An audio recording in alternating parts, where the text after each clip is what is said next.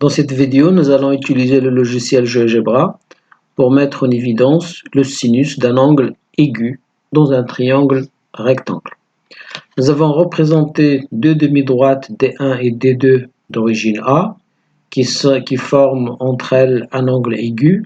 Là, le logiciel appelé bêta, il a mesuré 38,24. On a placé un point B sur D1. Ensuite, on a tracé la perpendiculaire à D1 passant par B. Cette perpendiculaire coupe D2 en C.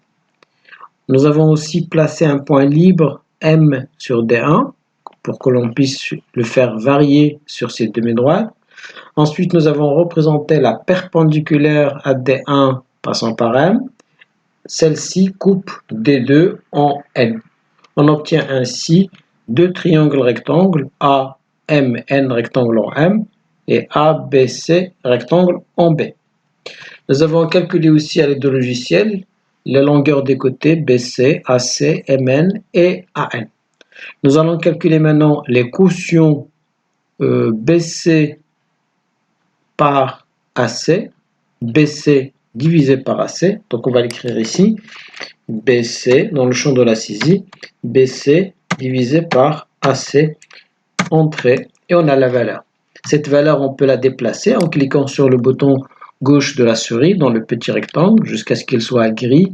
En restant appuyé sur ce bouton, on va déplacer vers la droite pour dupliquer et copier cette valeur. Alors, cette valeur, ça concerne BC sur AC. Nous allons écrire ce texte.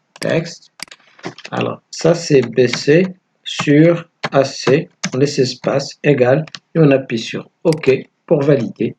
Voilà, l'étiquette, on peut la mettre ici. Alors de même, on a affiché le quotient MN sur AN, c'est égal encore à 0,62. Vous voyez qu'on obtient exactement la même valeur. Cela veut dire que BC sur AC est égal à MN sur AN. C'est évident puisque ces droites sont parallèles. Donc ça, c'est une configuration de Thalès. Et grâce à ce théorème, on va pouvoir montrer l'égalité BC sur AC égale à MN sur AN. On peut le montrer facilement.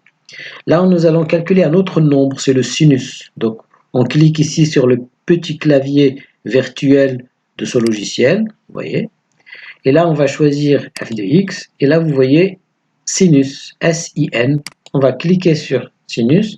Donc, on va calculer ce qu'on appelle le sinus de cet angle aigu, de l'angle BAC que le logiciel appelle bêta. Donc, entre parenthèses ici, on va mettre bêta. Pour le bêta, on vient ici, on clique, et bêta, elle est là. Ensuite, on appuie sur Entrée. Et le logiciel affiche la valeur sinus bêta égale à 0,62. Vous pouvez aussi, bien sûr, utiliser votre calculatrice scientifique et taper sinus, à mettre d'abord, bien sûr, en mode degré, et taper sinus de 38,24. Ça va vous donner une valeur approchée de celle-ci. Ensuite, cette étiquette, on va la mettre ici. Voilà. Et ça, c'est le sinus. C'est sinus de l'angle SIN, sinus de l'angle BAC égale. Bon, on va arriver sur Entrée. Ensuite, cette étiquette, on peut la mettre ici. Donc, on y est. On va juste déplacer l'étiquette. Voilà. On obtient encore 0,62.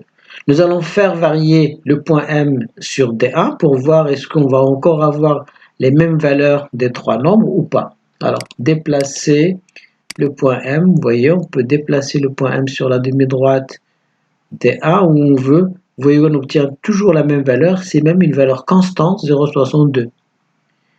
Alors, nous allons maintenant faire varier cet angle aigu, voir est-ce que ces valeurs vont varier, est-ce qu'elles vont rester égales ou pas.